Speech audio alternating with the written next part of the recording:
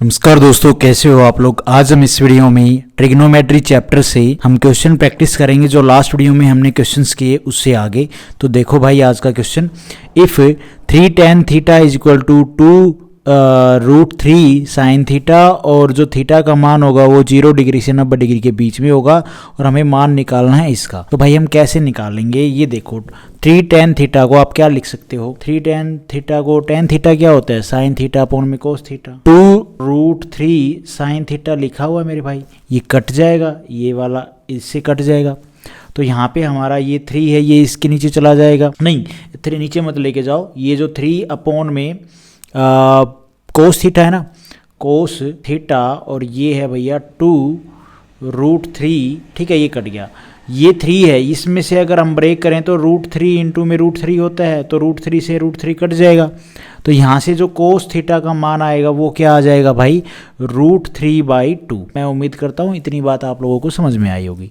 अब आप एक बात बताओ भाई, √3/2 कोस की फॉर्म में कौन से एंगल में बनता है। जो ये √3/2 है, ये कोस की फॉर्म में कौन से एंगल में बनता है। तो टेबल अगर आपने पढ़ी होगी तो कोस 30 क्या होता है भैया, √3/2 होता है भाई।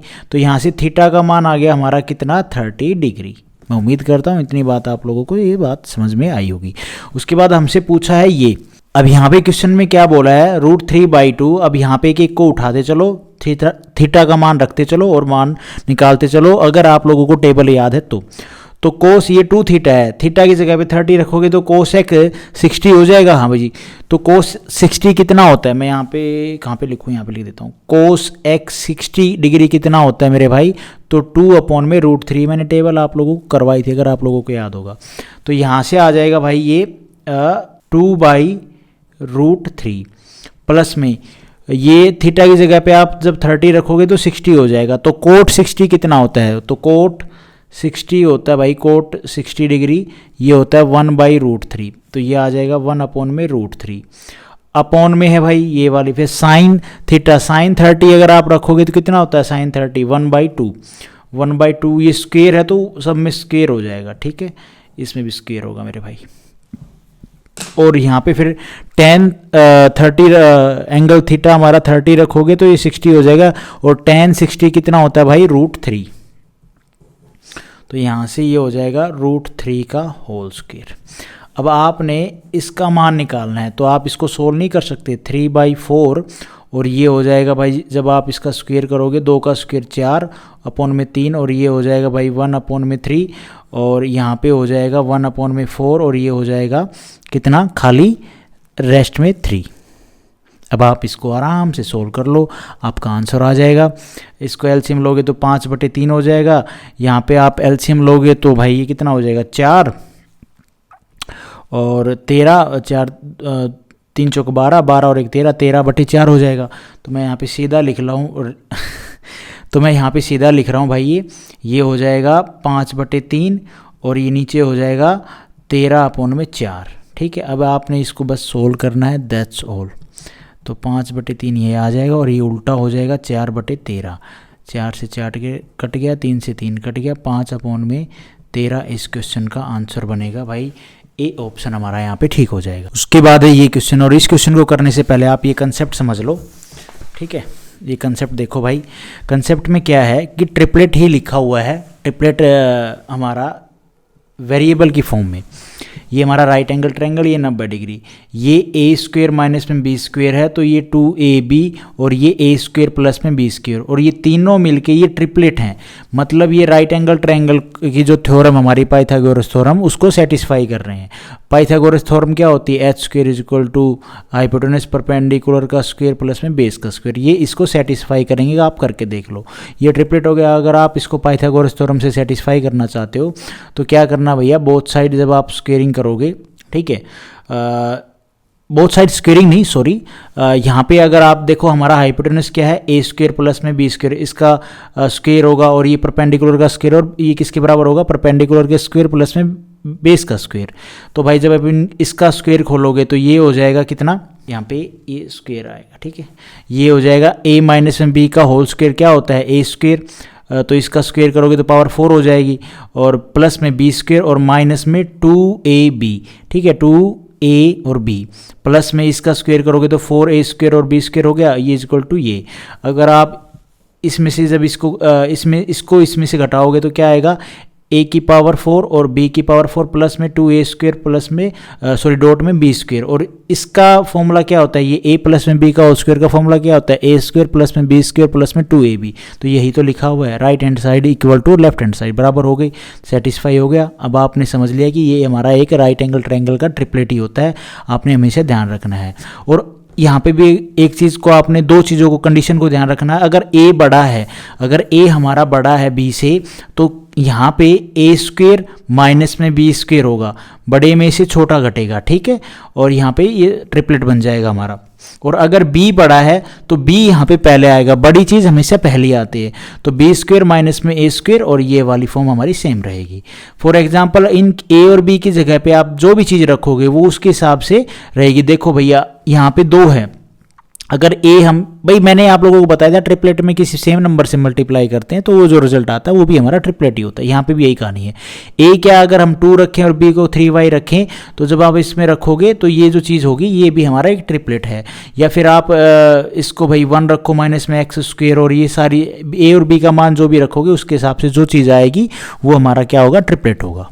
अब आप इस क्वेश्चन को देखो, इसमें सबसे पहले आप लोगों को देखना है कोस थीटा क्या होता है भाई। तो कोस थीटा होता है हमारा बेस अपॉन में हाइपोटेनस, और पूछा है साइन थीटा। साइन थीटा क्या होता है मेरे भाई, परपेंडिकुलर अपॉन में हाइपोटेनस। अब हमें इसका मान पता है, बेस में पता है 4x है, हाइपोटेनस हमें पता है 1 प्लस में 4x स्क्वेयर है। अब भाई एक राइट एंगल ट्रायंगल के, मैंने आपको बताया था ये राइट एंगल ट्रायंगल की साइड्स का रेशो ही लिखा होता है। तो बेस हमें बोल दिया 4x है और हाइपोटेनस हमें बोल दिया 1/4x स्क्वायर है, और यहाँ से इनको यूज़ करके हम परपेंडिकुलर निकाल लेंगे, लेकिन हमने वो नहीं निकालना है। अभी हमें एक बात समझ में आ गई भाई, जो रिजल्ट होगा उसमें भी नीचे हमारा हाइपोटेनस सेम आएगा, क्योंकि जब कोस थीटा हमारा ये है और पूछा साइन थीटा, और साइन थीटा में नीचे हाइपोटेनस आएगा सेम, तो ये जो हाइपोटेनस ये सेम ही आएगा भाई। तो सेम आएगा। ऑप्शन देखो आप, 1 प्लस में 4x स्क्वायर कौन से ऑप्शन में, सिर्फ एक ही ये ऑप्शन है, सी ऑप्शन। इसमें तो मैं सीधा टिक कर दूंगा। आपने परपेंडिकुलर निकालने की जरूरत ही नहीं है कि आप ये परपेंडिकुलर निकालो, नहीं, आपने ये देखना है कि भाई सेम है ना, एक चीज़ तो सेम ही आएगी जो नीचे आ रही है दोनों में। और वो ऑप्शन में देखो आप, अगर एक में ही है तो वो सीधा सा बात है, वो भाई हमारा परपेंडिकुलर, या मतलब कह सकते हो साइन थीटा हो जाएगा। ठीक है, ये है शॉर्ट तरीका। भाई आपने देख लिया कि कोस में भी नीचे हाइपोटेनस है, पूछा है रिजल्ट उसमें भी नीचे हाइपोटेनस है, तो नीचे तो हाइपोटेनस कंफर्म है, यही आएगा, बाकी ऊपर जो भी चेंज होगा वो चेंज होगा। अब बेसिक तरीका है, बेसिक तरीका भी देख लो, जो भी हमने कंसेप्ट पढ़ा उसके बेसिस पे यहाँ पे हम ये ऐसे इनको यूज करके परपेंडिकुलर नहीं निकालेंगे। हम क्या करेंगे, ट्रिपलेट जो हमने अभी पढ़े उसके हिसाब से, ट्रिपलेट हमने पढ़ा a स्क्वेयर माइनस में b स्क्वेयर और 2ab और a स्क्वेयर प्लस में b स्क्वेयर। अब यहाँ पे हम देखो क्या यूज़ करें, हाइपोटेनस में इसने यूज़ किया 1 और 4x। एक्चुअल में ये क्या रहा होगा, a हम यूज़ करेंगे 1 और b हम यूज़ करेंगे भाई 2x। ठीक है, तो जब आप यहाँ पे रखोगे तो रख दो भाई, क्योंकि ये हमारा बेस है, ये हमारा हाइपोटेनस है, तो a और b तो इसमें भी यूज़ हुए होंगे ना। तो यहाँ पे क्या था, मैंने आप लोगों को अगर आप लोगों को ध्यान हो, 2ab ये हमारा था a स्क्वायर प्लस में b स्क्वायर, और परपेंडिकुलर क्या था a स्क्वायर माइनस में b स्क्वायर। हमें ये पता है ये कितना 4x, तो यहाँ पे a और b का मान क्या रहा होगा कि यहाँ पे 4x आए, तो भाई सीधी सी बात है, एक इसका मान ले लो, a का मान ले लो आप इसके डाटा के हिसाब से, a का मान 1 ले लो, और भाई जो यहाँ पे इसने बोल रखा है, या ये भी मत अज्यूम करो, आप हाइपोटेनस पे आ जाओ, हाइपोटेनस की फॉर्म में इसको यूज़ करो ट्रिपलेट को। तो ये हाइपोटेनस के मान, a का मान है 1 और 1 का स्क्वायर 1 होगा, और ये जो 4x स्क्वायर है ये क्या, b का क्या हो जाएगा 2x का होल स्क्वायर। जब आप करोगे तो क्या रिजल्ट आएगा 4x स्क्वायर। तो a और b का मान पता चल गया 1 और 2x, तो यहाँ पे पुट कर दो 2 और 1 और 2x, ये भी 4x आ गया। और जब यहाँ पे पुट करोगे तो भाई ये आ जाएगा 1 और 1 का स्क्वायर 1 माइनस में 2x का होल स्क्वायर, तो ये 1 माइनस में 4x का होल, ये 4x स्क्वायर। ठीक है, ये आ जाएगा। हमें परपेंडिकुलर पता चल गया, साइन थीटा क्या होता है परपेंडिकुलर, ठीक है, अपॉन में हाइपोटेनस। तो हाइपोटेनस क्या है मेरे भाई, हाइपोटेनस है अपना प्लस की फॉर्म में है, ये रहा, तो ये इसके नीचे आ जाएगा 1 प्लस में 4x स्क्वायर। ये सी ऑप्शन तो हमारा ठीक है, यही चीज़ तो मैंने आप लोगों को बताई है। उसके बाद है ये क्वेश्चन, साइन थीटा क्या होता है। सबसे पहले आपने हमेशा ये चीज़ ध्यान रखनी है, साइन थीटा होता है हमारा परपेंडिकुलर अपॉन में हाइपोटेनस। तो परपेंडिकुलर का रेशो हमें गिवन है, ट्रायंगल में राइट एंगल ट्रायंगल का ही रेशो होता है ये, जो ये theta sine theta cos theta की जो फॉर्म है। तो परपेंडिकुलर हमें पता है ये है, हाइपोटेनस हमें पता है ये है। अच्छा, बेस हम यहाँ से निकाल सकते हैं ट्रिपलेट का यूज़ करके, ये जो हमने अभी यहाँ पे किया और जो पीछे अभी हमने पढ़ा। थीटा बोल दिया 0 से लेकर 90 डिग्री तक हुआ, इसका मान निकालना है। आप एक बात बताओ भाई, सेक थीटा क्या होता है। ये अगर मैं यहाँ पे लिख लूँ सेक थीटा प्लस में टेन थीटा, और सेक थीटा क्या होता है भाई, हाइपोटेनस अपॉन में बेस, और टेन थीटा क्या होता है भाई, परपेंडिकुलर अपॉन में बेस। इनका मान निकालना है। तो हमें परपेंडिकुलर पता है, हाइपोटेनस पता है, हमें बेस चाहिए। बेस राइट एंगल ट्रायंगल है, उसमें हमें पता है परपेंडिकुलर ए है और हाइपोटेनस हमें पता है ए स्क्वेयर प्लस में बी स्क्वेयर है। तो भाई यहाँ पे क्या मान आएगा भाई, ये हाइपोटेनस क्या होता है एच स्क्वेयर, ये बराबर होता है परपेंडिकुलर का स्क्वेयर और बेस का स्क्वेयर। तो बेस क्या रहा होगा, सीधी सी बात है बी। तो बेस का स्क्वेयर प्लस में परपेंडिकुलर का स्क्वेयर इज इक्वल टू होता है हाइपोटेनस का स्क्वेयर। तो हाइपोटेनस का स्क्वेयर किसके बराबर, अगर इनका रूट लोगे तो भाई वो रूट हटाओगे तो एच होगा, वो किसका आ जाएगा भाई, परपेंडिकुलर स्क्वेयर प्लस में बेस स्क्वेयर, यही तो लिखा हुआ है। तो जो बेस है हमारा वो कितना आ गया मेरे भाई, बी।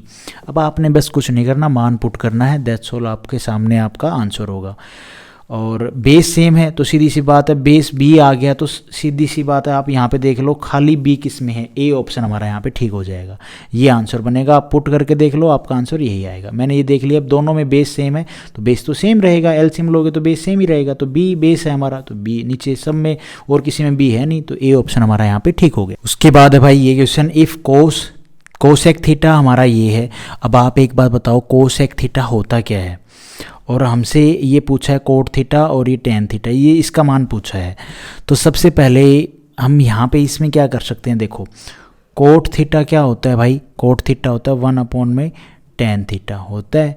हाँ जी होता है बिल्कुल। और अगर मैं यहाँ पे कोट थीटा की जगह रखना एक बार √3 और कोट थीटा की जगह 1 अपॉन में टेन थीटा प्लस में 1 लिखूँ और इसको लिखूँ टेन थीटा प्लस में √3, कोई ख़ास मसला नहीं है मेरे भाई। ज़रा ये हमारा किस तरह से लिखा हुआ है, √3 अपॉन में टेन थीटा प्लस में 1 is equal to tan theta plus में √3। एलसीएम लेना ज़रा, एलसीएम जब हम लेंगे तो ये ऊपर चला जाएगा, नीचे में यहाँ पे बच जाएगा टेन थीटा और ये हो जाएगा √3 प्लस में टेन थीटा, ठीक है। और नीचे है अपना टेन थीटा प्लस में √3। अब आपको यहाँ पे कुछ दिख रहा है कि कुछ कट रहा है या नहीं कट रहा भाई, सीधी सी बात है, इससे ये कट जाएगा, कटेगा कि नहीं कटेगा, ये यहाँ पे ऐसे होता है। तो यहाँ से इसको हम इससे काटते हैं और ये क्या है, ये कट जाएगा भाई, बिल्कुल कटेगा।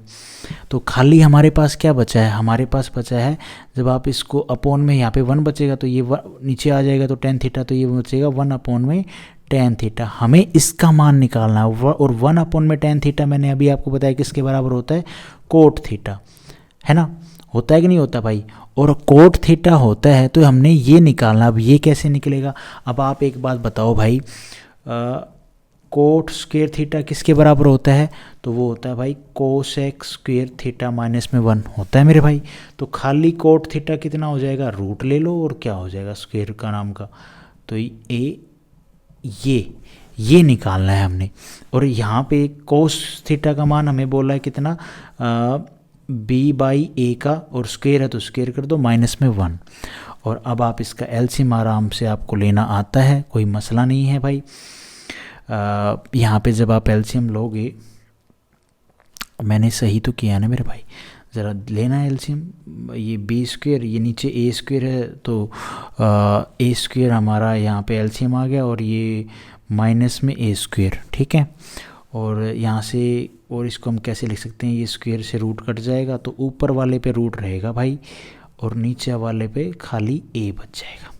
ये इस क्वेश्चन का आंसर है किसी ऑप्शन में, ए ऑप्शन हमारा यहाँ पे ठीक हो जाएगा। मैं उम्मीद करता हूँ आप लोगों को ये बात समझ में आई होगी, बेसिक था मेरे भाई। उसके बाद है ये क्वेश्चन, इफ़ √sin θ = 1 है। एक बार ये इसके ऊपर उसके बाद है ये क्वेश्चन, इफ़ √3 sin थीटा 2 है, ये मुझे लगता है मैंने ऐसे फ्लो में लिख दिया या पता नहीं इसके साथ है, कोई बात नहीं, देखते हैं आराम से फिर पता चल जाएगा। अच्छा ठीक है, देन इसका मान निकालना है। आप एक बार बताओ, ये साइन थीटा है, मैं इसको यहीं रखूं, और ये √13 है, ये इसके नीचे आ जाएगा, तो 2/√13 हो गया। हाँ जी, अब आप एक बात बताओ, साइन थीटा क्या होता है भाई? तो साइन थीटा होता है परपेंडिकुलर अपॉन में हाइपोटेनस। तो ये हमारा परपेंडिकुलर है, ये हमारा हाइपोटेनस है, तो हम बेस इनसे निकाल सकते हैं। परपेंडिकुलर 2 है, हाइपोटेनस भैया 13 है, तो 13 कैसे आया होगा? इनका सम का इनका स्क्वायर का सम और फिर रूट ले रखा होगा, सीधी सी बात है। तो भाई यहाँ पे अगर मैं 3 का स्क्वायर करूँ कितना आता है? 9, और इसका करूँगा 9 और 4 कितना हो जाएगा? 13। ठीक है, हाँ बिल्कुल, तो यहाँ पे आ जाएगा भाई 3। जो बेस है वो हमारा कितना होगा? 3। आप लोगों को ये समझ में आना चाहिए कि मैंने 3 ऐसे कैसे अज्यूम किया है, मतलब कैसे सोचा है आराम से अपने माइंड में बिना कुछ लिखे, वरना आप पाइथागोरस थ्योरम से तो इसको निकाल सकते हो, कोई मसला ही नहीं है। अब भाई हमारे पास बेस है, हमसे ये पूछा है, इसमें जो जो चीज़ हमें पता है, टेन थीटा किसके बराबर होता है, sine theta, cos theta, tan theta, आपने बस मान रखना है। तो 3 टेन थीटा क्या होता है मेरे भाई? परपेंडिकुलर अपॉन में बेस, और प्लस में √13 साइन थीटा क्या होता है भाई? मैंने अभी आपको बताया, परपेंडिकुलर अपॉन में हाइपोटेनस, क्योंकि हमारे पास बेस भी है, हाइपोटेनस भी है, परपेंडिकुलर भी है, सब है। कोस थीटा क्या होता है भाई? ये 13 है, और कोस थीटा हमारा क्या होता है? बेस अपॉन में हाइपोटेनस, और प्लस माइनस में 3 टेन थीटा क्या होता है भाई? परपेंडिकुलर अपॉन में बेस। अब आपके पास सारी चीज़ें आप मान रख सकते हो। परपेंडिकुलर कितना है मेरा भाई? 2, और बेस कितना है भाई? 3, प्लस में √13, परपेंडिकुलर कितना है मेरे भाई? 2, और हाइपोटेनस कितना है? √13, ये 13 है भाई, ठीक है, और अपॉन में √13, बेस कितना है मेरे भाई? 3, और हाइपोटेनस कितना है मेरे भाई? √13, और यहाँ पे -3, परपेंडिकुलर है मेरे भाई 2, और बेस कितना है? 3। जो चीज़ कटे उसको आप आराम से काट दो, लगभग तो सारी कट रही हैं। ये इससे कट रहा है, ये इससे कट रहा है, ये इससे कट रहा है, ये इससे कट रहा है, ऊपर बच रहा है 2 + में 2 4, और नीचे बच रहा है भाई 3 में से 2 जाएगा 1, तो 4 इस क्वेश्चन का आंसर बनेगा। बी ऑप्शन हमारा यहाँ पे ठीक हो जाएगा। तो आज हम इस वीडियो में गाइज इतने ही क्वेश्चन करते हैं, और नेक्स्ट वीडियो में आगे करेंगे, और हर एक वीडियो के एंड में हम जीएस पोर्शन का रिवीजन करते हैं। तो आज का जो जीएस पोर्शन के जो एमसीक्यू हैं 5-6 क्वेश्चन, वो देखो। वैसे ये जो मैं आपको वॉर पढ़ा रहा हूँ ये हैं तो भाई अपने मिडविल की, लेकिन मैं इनको अर्ली मॉडर्न हिस्ट्री का पार्ट ही मानता हूँ, जो मैं आपको भी एमसीक्यू कराऊंगा। क्योंकि जब मॉडर्न हिस्ट्री हम पढ़ते हैं तो मॉडर्न हिस्ट्री को हम वैसे तो स्टार्ट करते हैं 1857 की क्रांति से, लेकिन कुछ इवेंट 1757 के बीच में, ये 100 सालों के बीच में जो इवेंट हुए, हम उनको टच लेते हुए जब हम यहाँ तक पहुँचते हैं फिर मॉडर्न हिस्ट्री पढ़ते हैं। तो इन्हीं के बीच का जो पीरियड है ना, उनसे जो मेन इवेंट हुए उनसे रिलेटेड ये जो एमसीक्यू हैं वो रहेंगे भाई। तो पहला है एंग्लो मराठा वॉर कब हुई? तो एंग्लो मराठा वॉर हुई भाई, फर्स्ट जो एंग्लो मराठा वॉर थी वो हुई हमारी 1775 से 1782 के बीच में। और फर्स्ट एंग्लो मराठा, जब मैं बात करता हूँ फर्स्ट एंग्लो मराठा वॉर, तो किसके बीच में हुई? मराठा एम्पायर और ब्रिटिश ईस्ट इंडिया कंपनी। और पहली मराठा वॉर में, एंग्लो मराठा वॉर में कौन जीते? मराठा। उसके बाद भाई हमारा सेकंड एमसीक्यू है, इस मराठा वॉर, जो ये फर्स्ट मराठा वॉर हुई 1775 से लेके 1782, इसके बाद जो हारेगा कोई जीतेगा, तो भाई सीधी सी बात है किसी न किसी पर्टिकुलर बात पे ट्रीटी तो होंगी।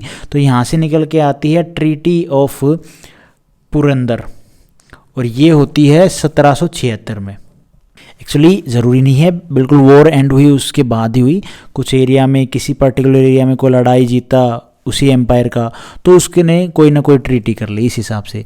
उसके बाद यहीं से ही ट्रीटी ऑफ सैलबाई, ये आपके साथ सीधा क्वेश्चन बनता है, ये सीधा क्वेश्चन बनता है एग्जाम में। ट्रीटी ऑफ सैलबाई कब हुई? 1782 में।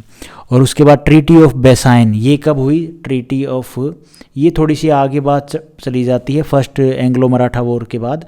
ट्रीटी ऑफ बेसाइन अगर आपने सुनी हो 1802 में, ठीक है। और उसके बाद भाई हमारा एमसीक्यू है सेकंड एंग्लो मराठा वॉर।